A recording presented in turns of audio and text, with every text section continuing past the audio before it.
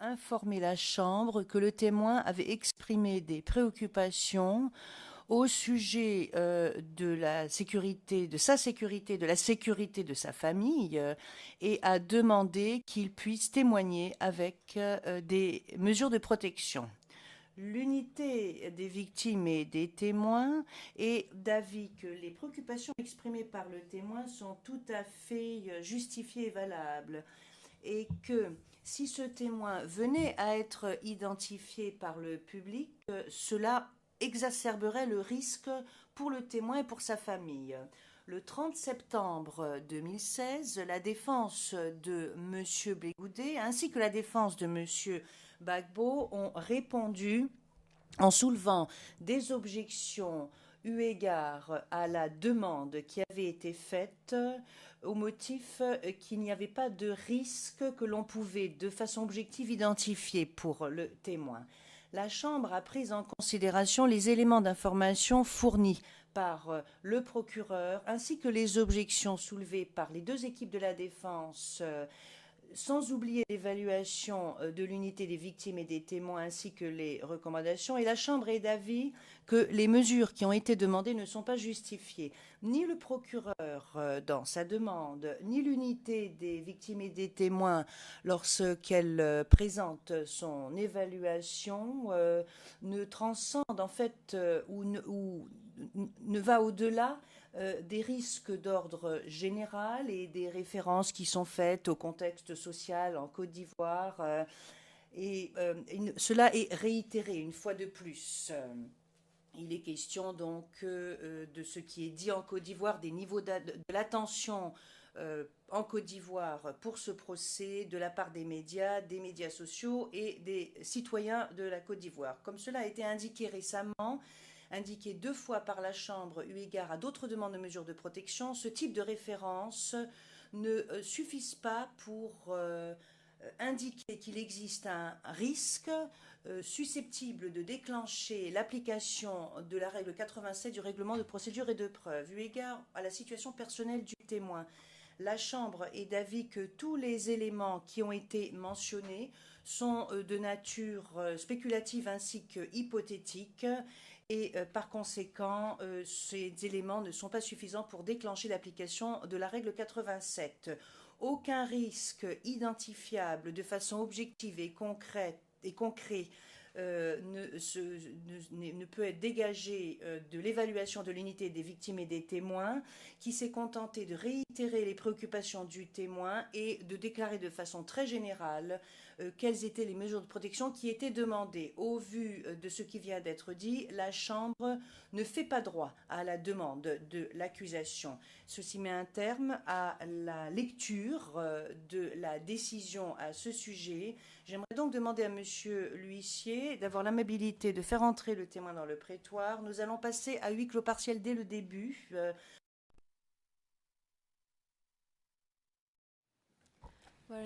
La greffière d'audience, nous sommes en audience publique, Monsieur le Président.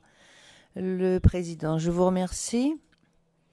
Et j'aimerais maintenant vous demander de décliner votre identité, monsieur. Donnez-nous votre nom, votre prénom, votre date, ainsi que votre lieu de naissance. Je me nomme monsieur Sanogo Abdourahmane, né le 12 avril 1971 à Abidjan. And you're Ivorian citizen. Et vous êtes ressortissant ivoirien, n'est-ce pas? What is your ethnicity? Quelle est votre appartenance ethnique et quelle est votre et de quelle confession êtes-vous? Je suis du groupe Malinké et je suis musulman.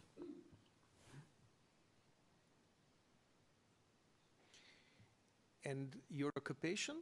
Et quelle est votre profession? Actuelle, j'entends. Je suis attaché de direction.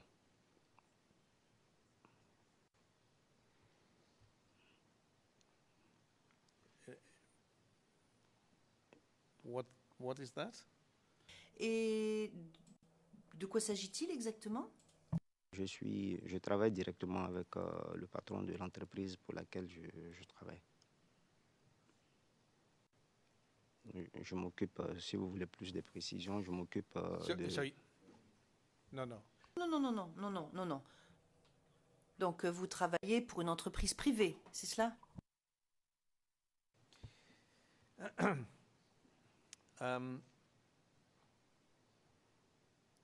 Now, you will be testing. Donc, vous allez vous exprimer en français et comme vous pouvez le constater, je m'exprime en anglais, ce qui signifie que mes propos, tout comme vos propos, doivent être interprétés. En conséquence, nous devons parler lentement pour donner aux interprètes ainsi qu'aux sténotypistes la possibilité de traduire et de transcrire nos propos de façon exacte. Et cela sera d'autant plus nécessaire lorsque je vais donner la parole aux parties. Les parties vont vous poser des questions en français. Et par conséquent,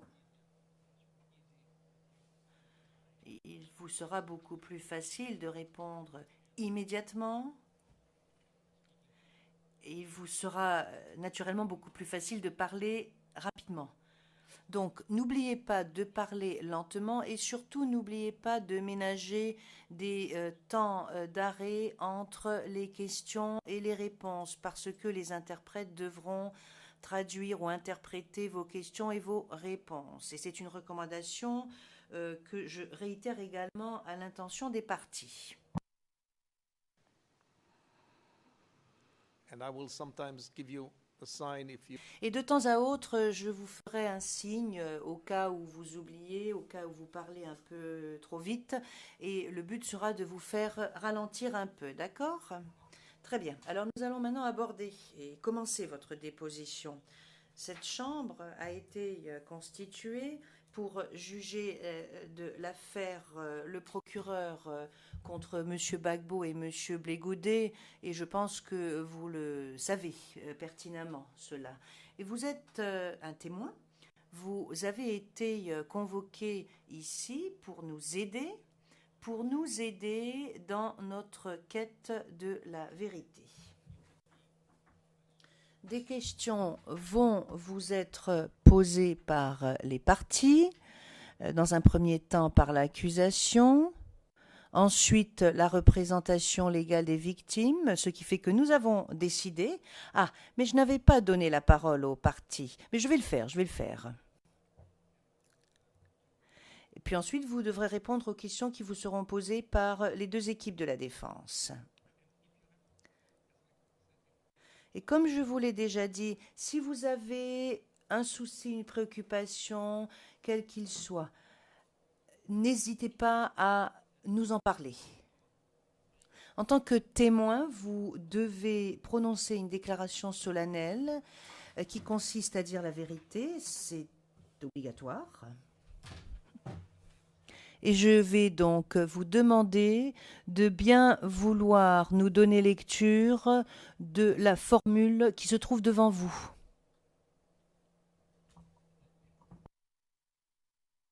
Je déclare solennellement que je dirai la vérité, toute la vérité, rien que la vérité. Thank you very much. I have to Le juge président, je vous remercie. Je dois également vous informer de la chose suivante. Ne pas dire la vérité devant cette cour est une infraction et donc punissable. Nous allons à présent commencer votre déposition. Vous êtes ce qu'on appelle un témoin visé par la règle 68. Donc vous êtes un témoin règle 68. La Chambre dispose de votre déclaration écrite, déclaration que vous avez faite devant le bureau du procureur le 31 mai et le 7 juin 2015.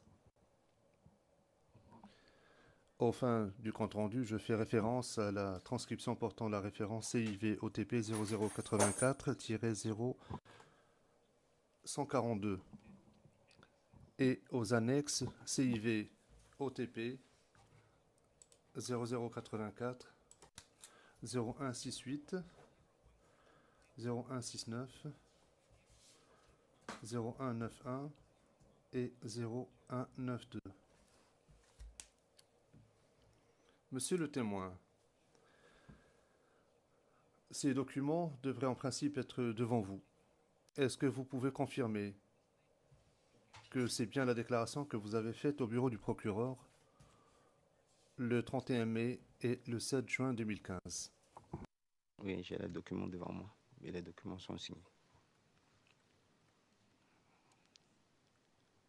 So is this the document you have?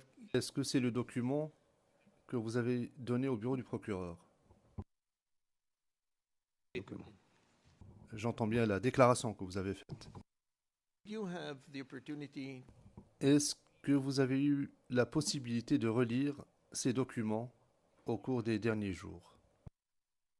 Oui, lorsque je suis arrivé, j'ai eu le temps de lire les documents. Okay. Le président, très bien. En outre,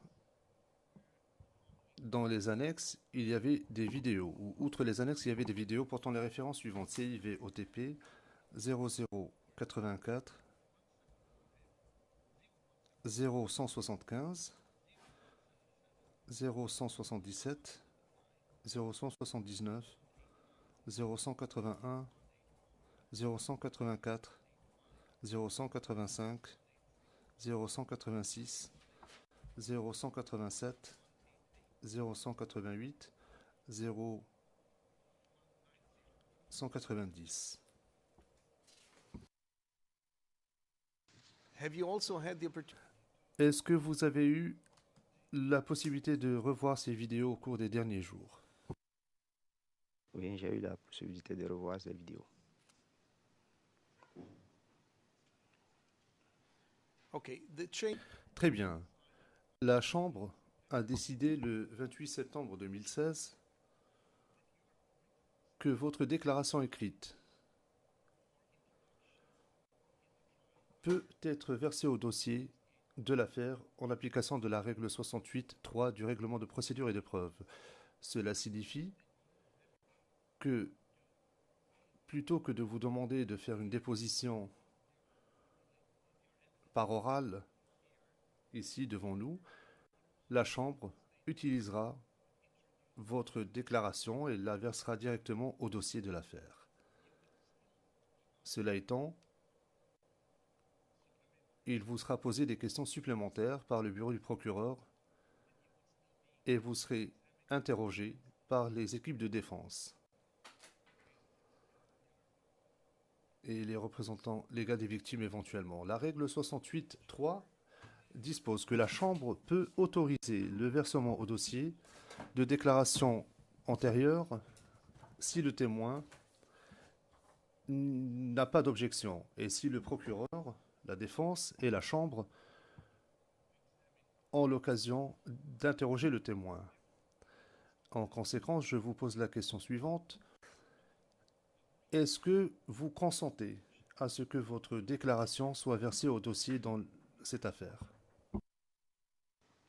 Oui, je consens. Thank you. Je vous remercie. Et étant donné que vous êtes présent ici et que vous êtes disposé à répondre aux questions des parties et de la Chambre note que toutes les exigences prévues à la règle 68.3 ont été satisfaites. Le versement de la déclaration écrite au dossier est ainsi autorisé. Je fais référence à la déclaration du témoin portant la référence CIVOTP 0084-0142, ainsi qu'aux annexes et aux vidéos que j'ai déjà évoquées. Toutes ces pièces sont ainsi versées au dossier. Je veux également noter au fin du compte-rendu que 2 documents corrélés qui ne sont pas des annexes à la déclaration, mais qui sont néanmoins considérés comme ayant été présentés devant la Chambre portent la référence CIVOTP 0084 0176 et le document 0183. Je pense que nous pouvons maintenant commencer votre interrogatoire.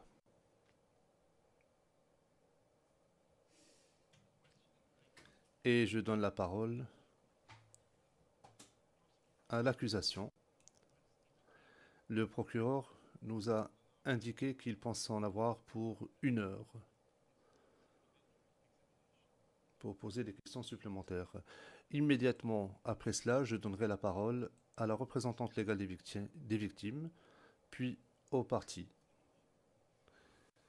afin de statuer sur la requête que vous avez présentée. Monsieur le procureur.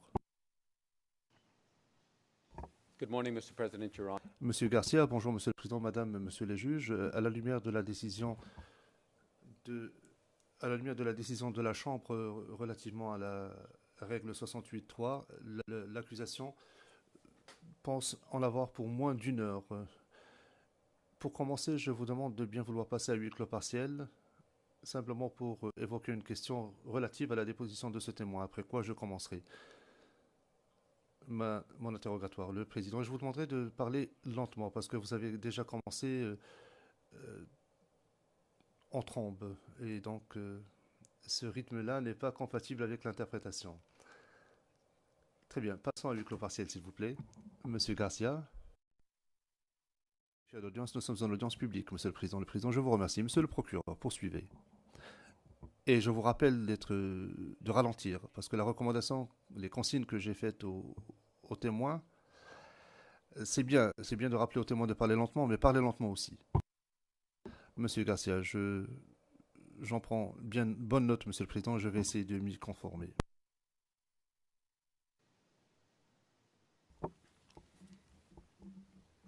Je vais vous poser certaines questions. Je n'ai pas beaucoup de questions pour vous ce matin. Première question. Si je comprends bien, en date du 16 décembre de l'année 2010, vous vous trouviez à Williamsville. C'est exact? C'est exact.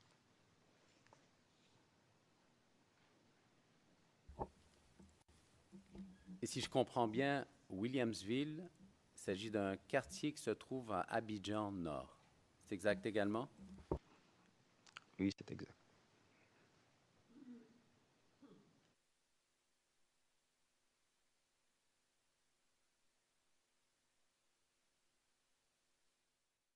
Vers Cocody, dans les deux sens, de part et d'autre du pont. Bon, je pense après qu'il y a des voitures, il y a des véhicules de police qui sont arrivés, puis bon, qui ont empêché les jeunes de descendre. Il y a eu quelques tirs, bon, puis voilà.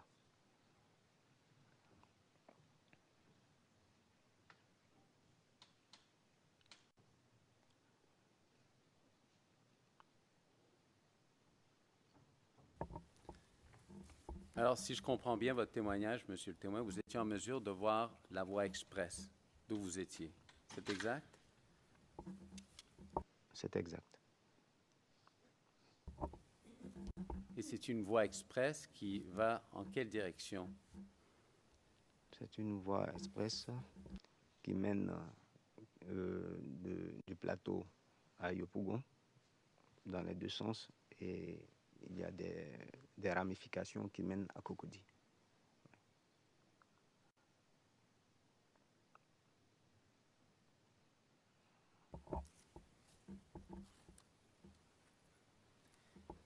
Alors, vous venez juste de nous dire qu'il y a des voitures, des véhicules de police qui sont arrivés.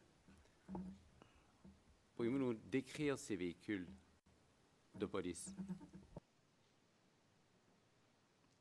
D'abord, les véhicules que j'ai vus étaient des pick-up blancs. Disons, on a vu un premier qui est arrivé et bon, qui a commencé à tirer. Voilà.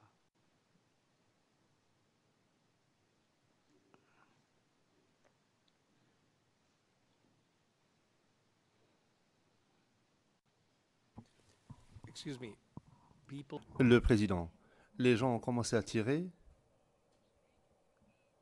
dans la rue ou à partir des véhicules?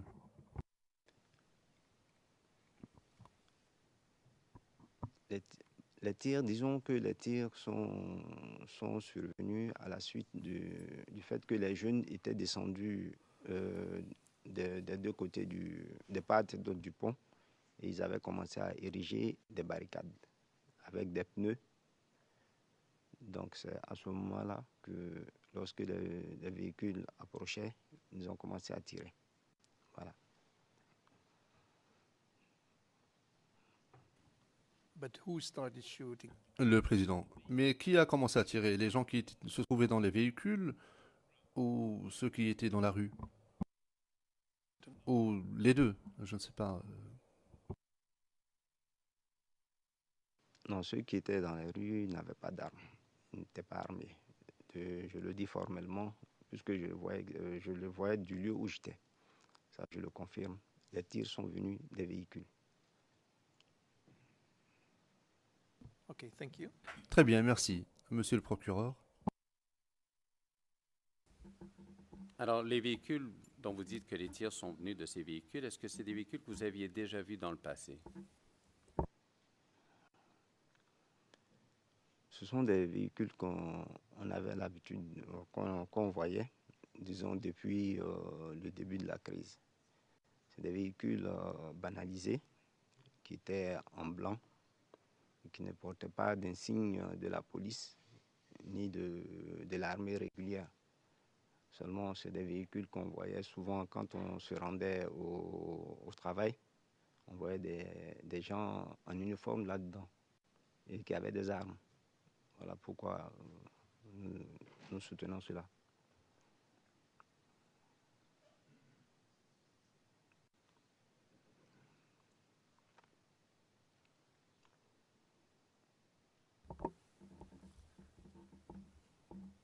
Monsieur le témoin, d'après ce que vous avez vu cette journée-là, les tirs qui provenaient de ces véhicules, on tirait à quel endroit ou sur qui? Ils ont tiré vers les jeunes qui avaient érigé les barricades. Et puis bon, il y a certains qui étaient sur le pont. Et ils ont tiré en direction de ces personnes-là.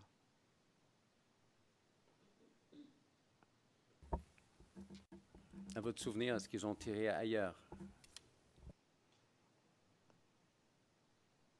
Bon, ce dont je me souviens, exactement ce jour-là, ils ont tiré en direction du pont où les jeunes étaient. D'après ce que vous avez vu, est-ce que les jeunes qui se trouvaient sur le pont, est-ce qu'ils étaient armés? Je crois avoir déjà dit que ces jeunes-là n'étaient pas armés.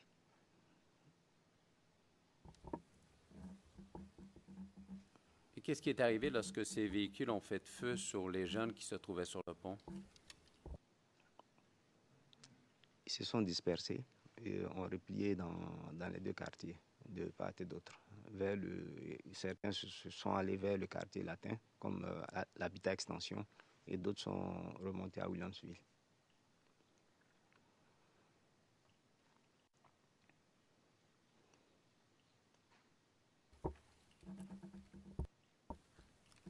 Alors, mis à part ces tirs qui provenaient de ces véhicules, est-ce qu'il y avait des tirs qui provenaient d'autres endroits?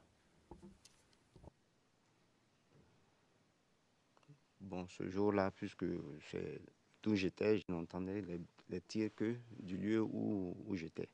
Donc, s'il y avait d'autres tirs dans d'autres endroits, ça, je ne saurais le confirmer.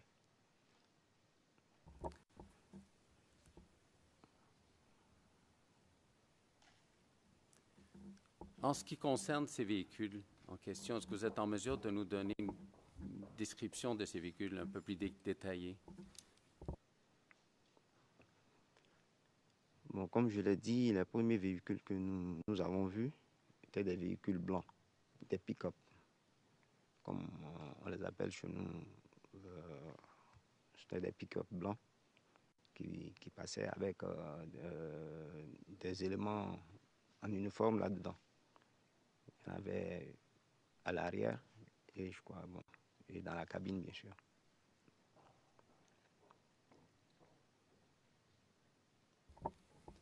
Alors, vous dites qu'il y avait des éléments en uniforme. D'après ce que vous pourriez-vous nous expliquer ce que ça veut dire? Qu'est-ce que c'est un élément en uniforme? Les éléments en uniforme, comme vous pouvez l'imaginer, ce sont des treillis verts sombres. Et bon, voilà. Il y en a qui avaient des t-shirts aux mêmes couleurs que les treillis qu'ils portaient.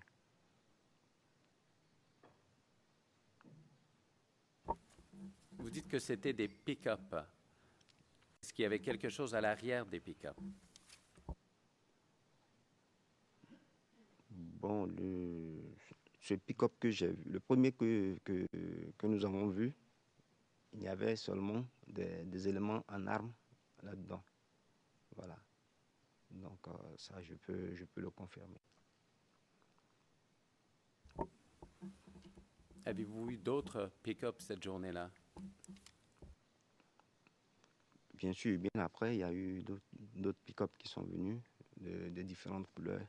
Et ça aussi, on peut le confirmer. Et ces pick-up-là n'étaient pas des pick-up blancs, c'était des pick-up qui étaient utilisés par une unité de maintien d'ordre et de sécurité qu'on appelait le SECOS. Et là, il y avait les insignes là-dessus. Et c'était bien marqué là-dessus, sur ces véhicules-là, SECOS.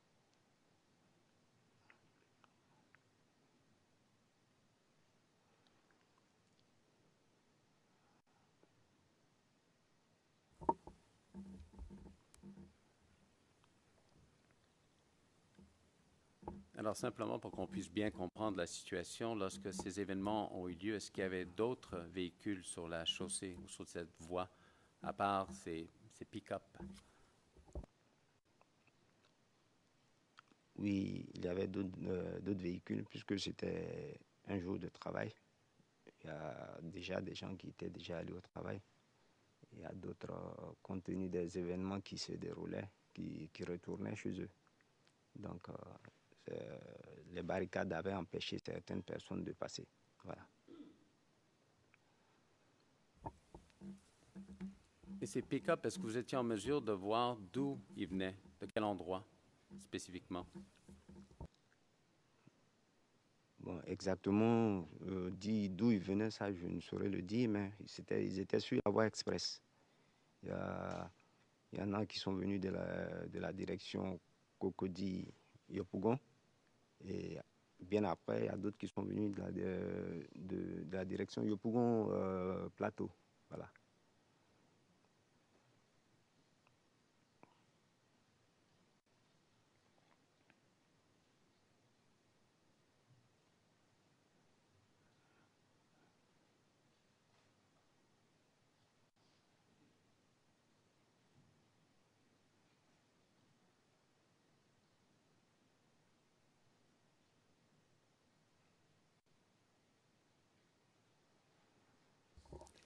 Alors, vous avez mentionné qu'il y avait d'autres pick-up de SECOS. Ces pick-up-là sont venus à quel moment?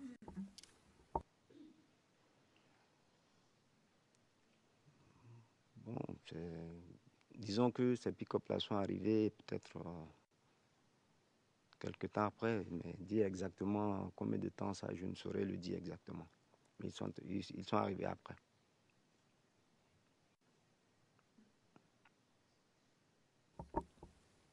Et qu'est-il arrivé lorsque les pick-up du SECOS sont arrivés? Bon, lorsque ces pick-up-là sont arrivés, il y a eu d'abord des tirs pour disperser les jeunes qui étaient là. Et des éléments sont descendus pour dégager la voie, pour permettre aux véhicules qui étaient là de circuler. Voilà.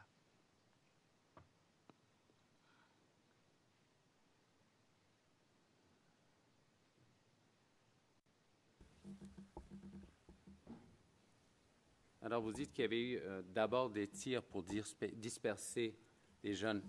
Dois-je comprendre de votre témoignage que les tirs provenaient des pick-up du SECOS? c'est exact.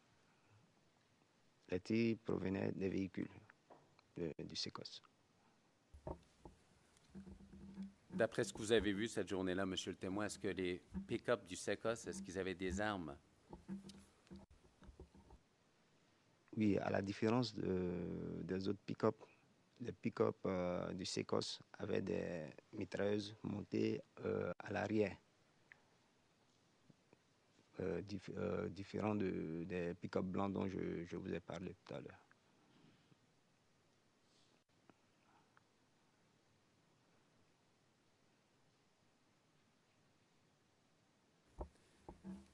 Alors, les tirs qu'ils ont effectués pour disperser les jeunes, est-ce que vous savez à quel endroit ils ont fait feu?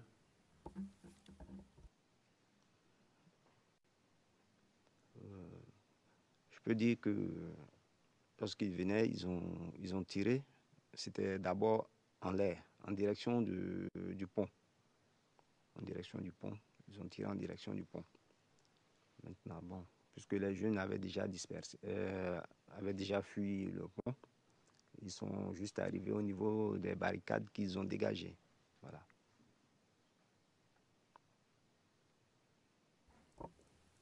Est-ce qu'ils ont fait feu ailleurs que sur les jeunes qui se trouvaient sur le pont cette journée-là? Monsieur le Président. Maître Altit. Merci, Monsieur le Président. Le témoin n'a pas dit, je vais reprendre, hein, si vous permettez. La question de mon éminent confrère, est-ce qu'ils ont fait feu ailleurs que sur les jeunes? Il postule donc que le témoin aurait dit que le SECOS avait fait feu sur les jeunes.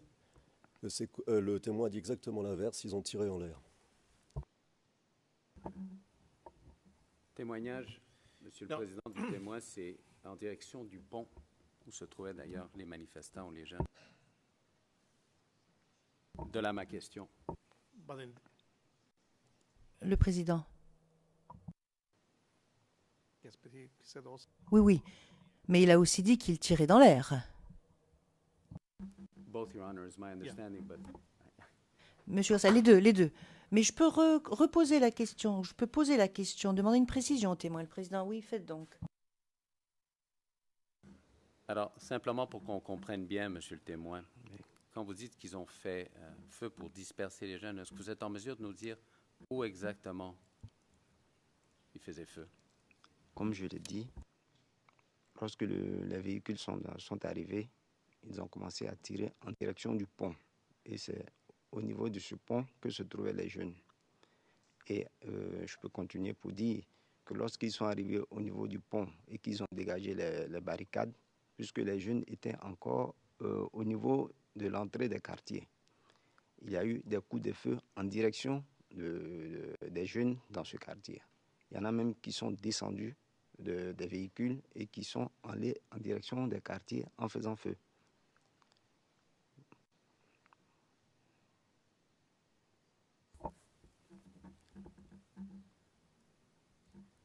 Alors, Monsieur le témoin, d'après ce qu'on comprend de votre témoignage à date, c'est qu'ils ont fait feu sur les jeunes se sont dispersés. Vous avez mentionné des pick-up blancs, et maintenant vous avez mentionné également des pick-up du SECOS. Est-ce que vous êtes en mesure de nous dire combien de pick-up sont arrivés de cette journée-là ou que vous avez vu? Je ne me souviens plus exactement du nombre de pick-up qui est arrivé ce jour-là, mais je pense que peut-être en visionnant les vidéos, vous aurez l'occasion de voir la différence et vous verrez exactement que ils se sont retrouvés à un certain moment, tous les pick-up blancs et les pick-up du SECOS se sont retrouvés là.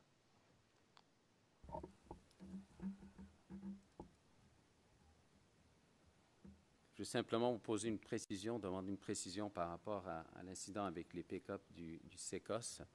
Est-ce que vous avez vu à ce moment-là, lorsqu'il tirait ou avant qu'il tire sur le pont, sur les jeunes qui s'y trouvaient, est-ce que, d'après ce que vous avez vu, les jeunes ou qui que ce soit d'autre qui se trouvant dans ce contexte étaient armés? Je le dis et je soutiens formellement que les jeunes n'étaient pas armés. Et les jeunes n'ont pas fait feu sur les véhicules du SECOS. Est-ce qu'il y a qui que ce soit qui a fait feu sur ou les pick-up blancs ou les véhicules de SECOS avant que ces véhicules-là ne fassent feu sur le pont, sur les jeunes? Non, personne n'a fait feu sur ces véhicules-là.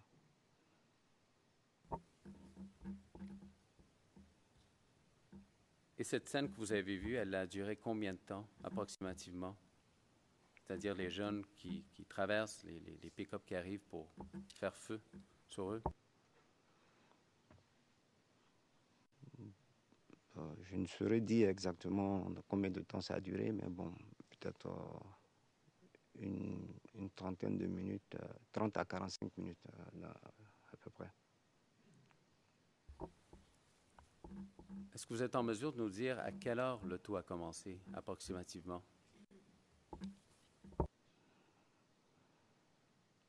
Bon, ça remonte à longtemps, je ne peux pas me souvenir, mais c'était dans la matinée, aux environs de, disons, 9h30, 10h, jusqu'à peut-être 10h30, 11h, comme ça, le matin.